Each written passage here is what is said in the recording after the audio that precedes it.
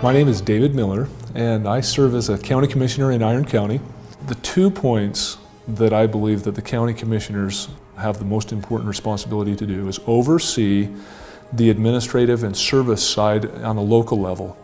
And then on maybe a macro scale is to serve as the buffer between outside influences that may affect local rights and liberties, property, and other interests of people in our community. So speaking on the topic of the transfer of public lands, we have to look back to the states at statehood. And Utah being one of the western states, among many other states, we all as states were in the infancy, where the government size, the population base was so small that in order to provide all resources and administrative and management practices, the states just couldn't handle it.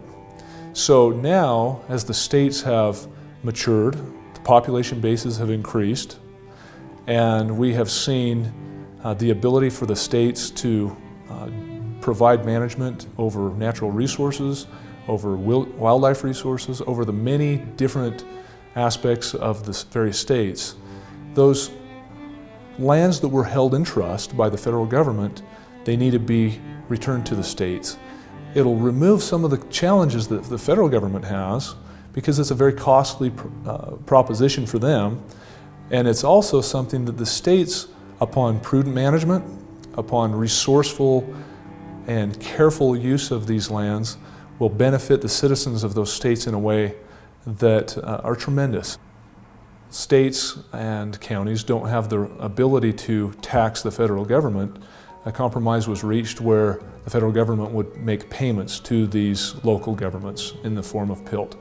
So this is a very important aspect of our communities, and if we recognized that, again, we're at a point with the maturity of states to be able to manage these lands, then this very burdensome aspect of federal budgets could be done away with.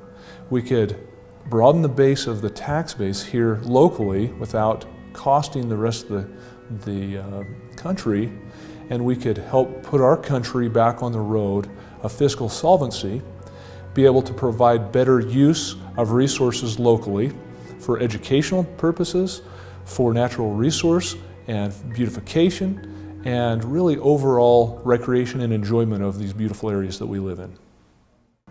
When it comes to local management, it's really important that those who are closest to the challenges and to the opportunities are there to evaluate those. And on a county level, in the sake of Iron County, we've got a lot of natural resources, a lot of challenges, a lot of opportunities, and we can make decisions here much better than at some far-off distant oversight location like Washington, D.C.